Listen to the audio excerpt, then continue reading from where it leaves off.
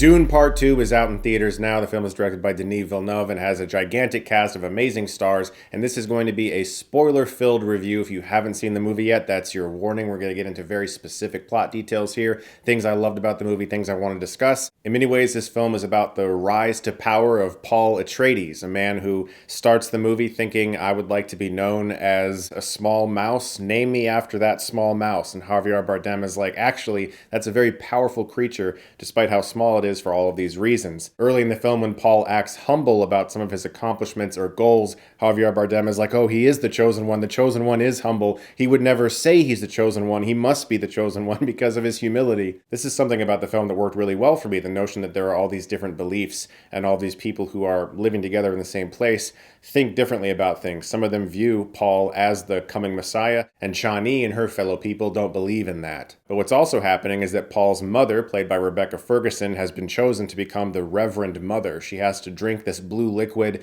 that seems to give her a lot of different abilities. She's also talking to her unborn child, and there's very effective, almost 2001 A Space Odyssey-esque shots of this unborn child inside of her. There are so many aspects to this film as well as the first, and of course Frank Herbert's original novel, the mythology of Dune, that are so weird and difficult to explain.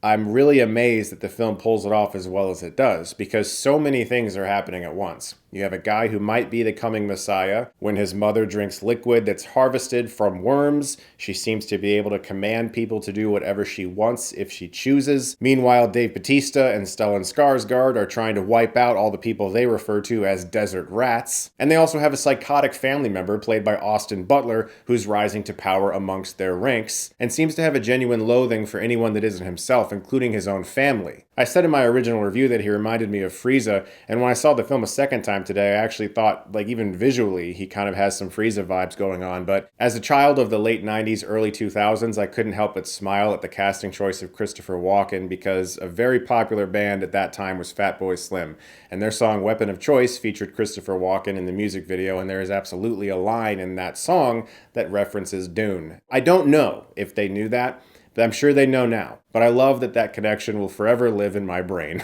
Speaking of the Sandworms, they are heavily featured in this movie, especially in an early scene where Paul has to learn how to ride one of them, sort of as a rite of passage to be accepted by these people. That entire sequence was absolutely jaw-dropping. One of the reasons the romance in the film worked for me so much, beyond the chemistry that Zendaya and Timothée Chalamet had, the conflict that's present between them is that she likes him exactly how he is and would prefer him to not change. He's saying, I will love you as long as I breathe. He says that a few times in the movie. With that declaration from him, you can see that he's sort of letting himself off the hook if he chooses to become what a lot of those people think he is. If he were to become this prophesied leader, you can tell that she doesn't know how she would feel about that. And I think those are my favorite romances that are in these kind of epic films along these lines. It's ones that really do feel like there's some tragedy interwoven in the sweetness of it. All of the great ones seem to have that, whether it's Han and Leia or even Spider-Man and Mary Jane in Spider-Man 2, just really wanting to be with somebody but not entirely sure if life will allow it to happen. And in the case of this film, yeah, there's a beautiful sweeping shot of them kissing on a sand dune, but you do always feel this undercurrent of uncertainty between the two of them. The battle sequences in the film are stellar. Denis Villeneuve really has an incredible knack for filming gorgeous wides that don't look like CGI. And it's not just because it's a new movie and we're seeing really state-of-the-art effects.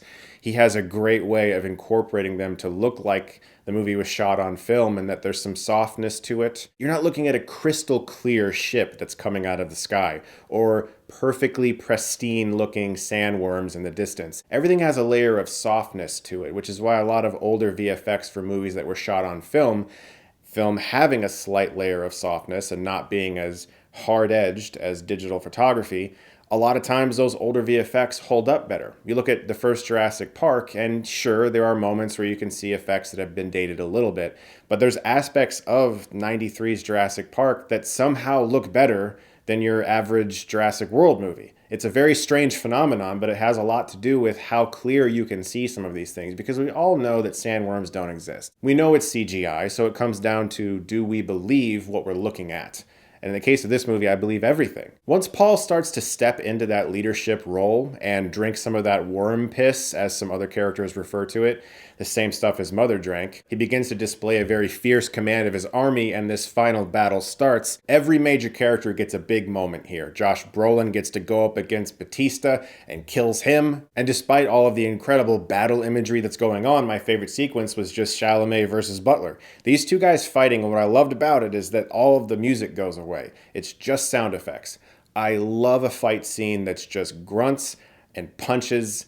It's the best. Mission Impossible Fallout, the bathroom fight scene was like that. When you can really feel those visceral hits and the music goes away, there's something about that that makes it feel so much more epic than if you had score underneath. This movie did what every second movie in a trilogy should do, and that's up the stakes, not just for the plot, the world that they live in, but for these characters and their relationships.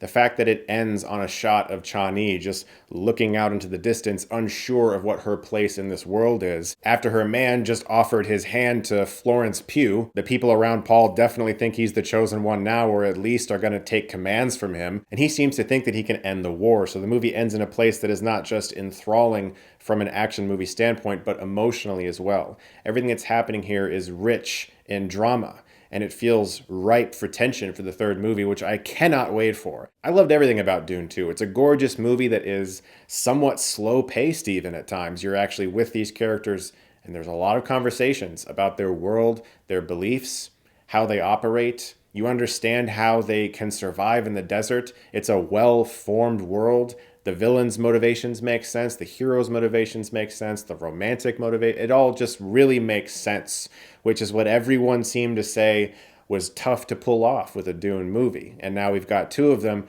This one, I think, better than the first even, which I really enjoyed. So I have very high hopes for the third and final movie, which I would love to just start watching right now, but I can't. I have to wait.